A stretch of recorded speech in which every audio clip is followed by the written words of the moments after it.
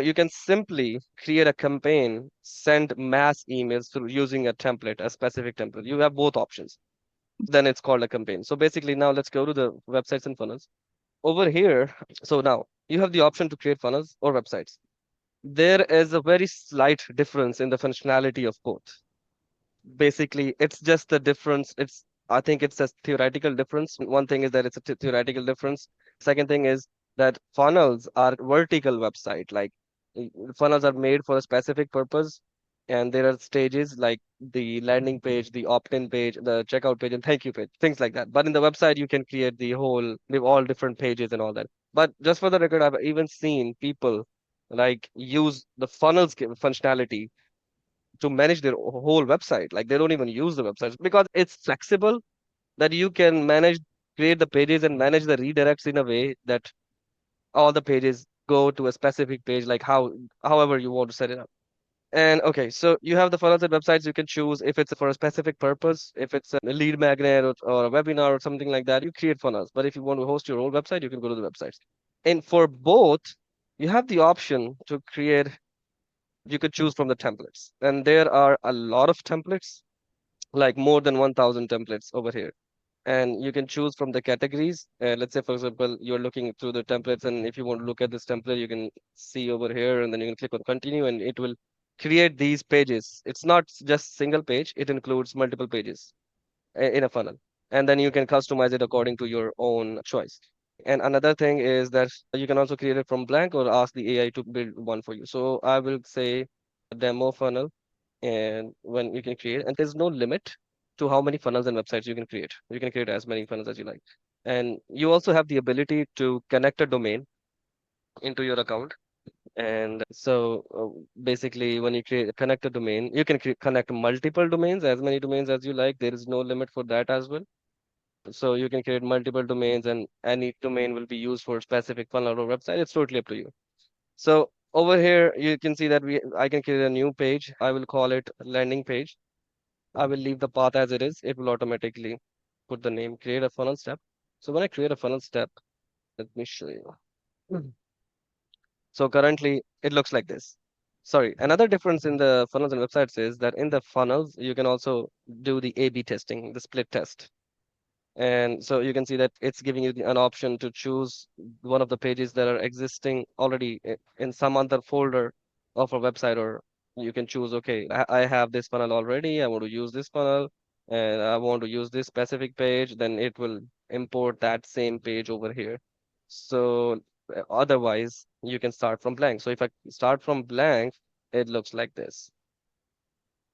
We have our own builder. This is the page builder. We call it the page builder. And so, yeah, currently this is empty.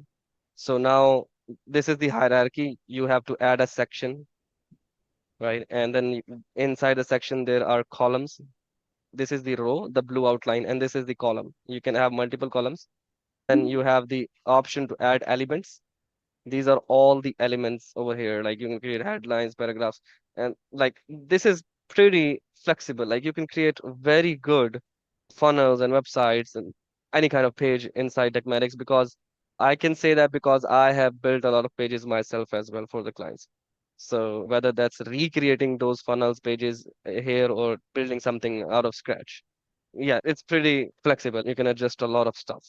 It gives you a lot of options. You add the elements and then you have the ability to customize those elements. You can adjust a lot of things. So we have the same page builder for the websites as well. So that's the thing with the websites.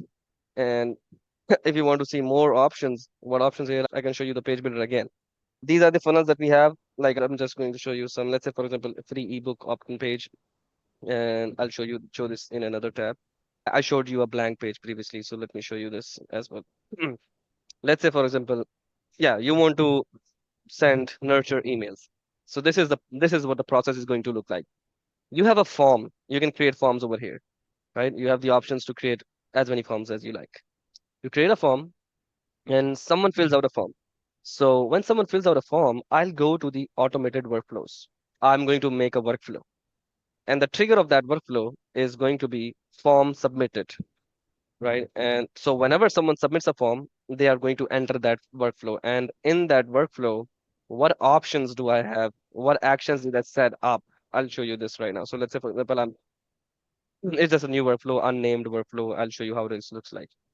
Just for the record, page builder looks like this. You can see the checkout page over here. This is pretty flexible. You can do a lot of things over here. Okay, so over here, what happened is, so now you can see that this is a workflow. You can give it a name. Let's say, for example, demo workflow 2. And then I will add a trigger. You have these options for the triggers. So right now what we need is we want to nurture the people who are signing up, who are reaching out to us. Maybe that person is reaching out by submitting the form. Now, whenever someone submits a form, this will trigger. I can also select a specific form, like what is the name of the form? What is the form that's being filled out? And then save, right? That's one scenario. And the other thing, now what I want to do with that person, I will add a tag to that person because I want to track, I want to see the list of the people who have submitted a specific form, right? I'll say that person is a code lead or maybe mailing list, I'll say that just for the sake of demo. And then now I want to send them a confirmation email or a welcome email or something like that. Then these are the actions. You click on the plus icon and then you have these actions. Like there are a lot of actions. You can see that if I scroll down, there's a lot of things that you can do. It's pretty flexible. Now, what I want to do is I added a tag to that person. Now I want to send an email to that person. Send email option. And over here, you can type the subject or type the content over here. Or I showed you this marketing section, right? Inside the marketing section, there was the place where you can create templates. So if you click over here, this template section, this one, you get the options to select any template. So if I choose this template, you can see that we have that template shows up over here. If I want to preview, I can just click on edit and I can preview it. So just like that, you are able to add an email over here. So this will send a confirmation email. Let's say I'll call this a welcome email, right? So this template will go out and then I want to nurture it, right? But I am nurturing this lead by sending a welcome email first or a confirmation email, depending on what the scenario is. And then I am going to add a wait step. Let's say I'll add a wait step for 1 day, right? And in the next day, I'll add another email action. And depending on that, sorry, depending on the nurture sequence, like what is the cadence for that sequence? Are you sending the emails? The first email goes out 1 day after the submission, second email goes out 2 days or 3 days. So depending on that, you set up the wait steps and then you set up the emails accordingly. That's if it's a 12 email nurture sequence or whatever it is.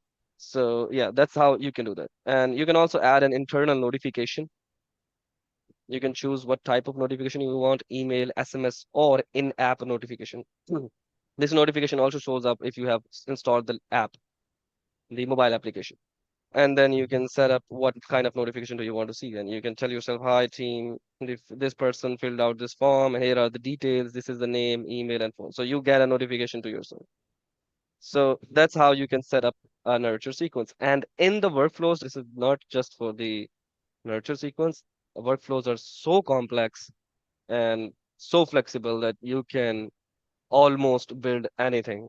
It can also help you connect with other apps if you're using some other softwares by using webhooks and third-party integrations.